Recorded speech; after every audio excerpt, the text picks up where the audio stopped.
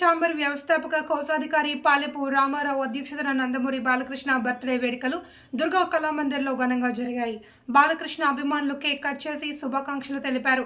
ఈ సందర్భంగా కొల్లి అజయ్ మీడియాతో మాట్లాడుతూ రామారావు బాలకృష్ణ మొట్టమొదటి సినిమాలు ఈ దుర్గా కళామందిర్లో ప్రదర్శించబడ్డాయి. 3 సార్లు ఎమ్మెల్యేగా హ్యాట్రిక్ సాధించిన హీరో బాలకృష్ణకు జన్మదిన శుభాకాంక్షలు తెలుపుతూ భవిష్యత్తులో వీరు నటించే చిత్రాలు ఎన్నో విజయాలు సాధించాలి అని, ఆయన ఎన్నో ఉన్నత శిఖరాలు అధిరోహించాలి అని కోరుకుంటున్నామన్నారు.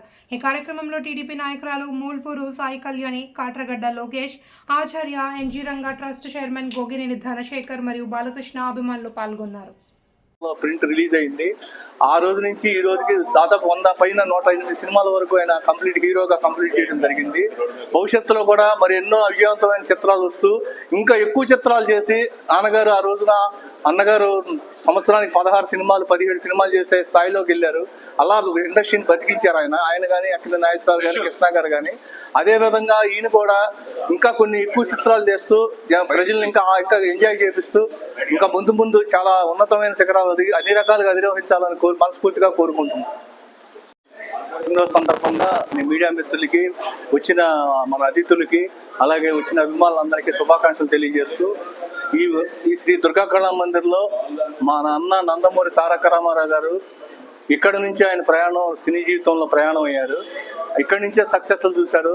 అదే తదుపరి 1974లో బాలకృష్ణ గారు తాతమ్మ కళ సినిమా ద్వారా మొట్టమొదటి చిత్రం కూడా ఇదే. ఈరోజు ఏపీ ఫిలిం ఛాంబర్ అసోసియేషన్ ఆధ్వర్యంలో విజయవాడ శ్రీ దుర్గా కళా మందిర్లో బాలకృష్ణ గారి పుట్టినరోజు వేడుకలు చేయటం జరుగుతుంది. ఇక్కడ పుట్టినరోజులు వేడుకలు చేయటం జరిగింది, చేసి కేక్ కట్ చేయడం జరిగింది.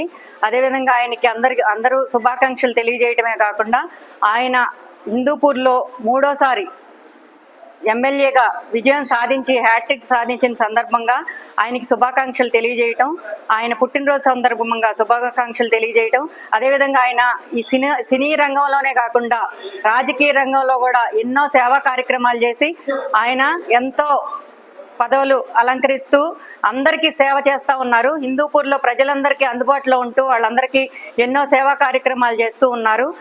అదే కాకుండా బసవతారకం క్యాన్సర్ హాస్పిటల్ ద్వారా ఎంతో మంది పేదలకి ఉచితంగా కానీ వాళ్ళకి వాళ్ళు ఖర్చు పెట్టలేకపోతే ఆయన సగం ఖర్చు పెట్టుకుని ఎంతో మందికి వైద్యాన్ని చాలా తక్కువ ఖర్చుతో అందించడమే కాకుండా ఆయన ఎన్నో రకాల కార్యక్రమాలు చేస్తూ ఉన్నారు.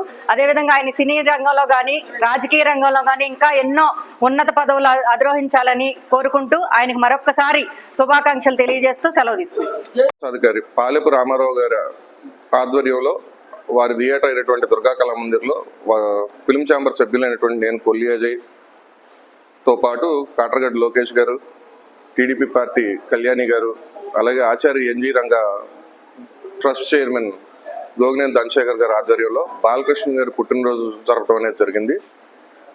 దీంట్లో గొప్ప విశేషం ఏంటంటే రామారావు గారు కావచ్చు, బాలకృష్ణ గారు కావచ్చు, మొట్టమొదటి సినిమా ఈ దుర్గా కళామందిర్లోనే వేయటం అనేది ఎంతో విశేషమైన సందర్భంతో పాటు హ్యాట్రిక్గా 3 సార్లు ఎమ్మెల్యేగా గెలిచి మరెన్నో చిత్రాలు ఆయన ఇవాళకి కూడా యువకుల్లాగానే ఉంటూ మరిన్ని చిత్రాల్లో విజయాలు సాధిస్తూ ముందుకు సాగాలని కోరుకుంటూ మా బాలయ్య బాబు గారికి హృదయపూర్వక జన్మదిన శుభాకాంక్షలు.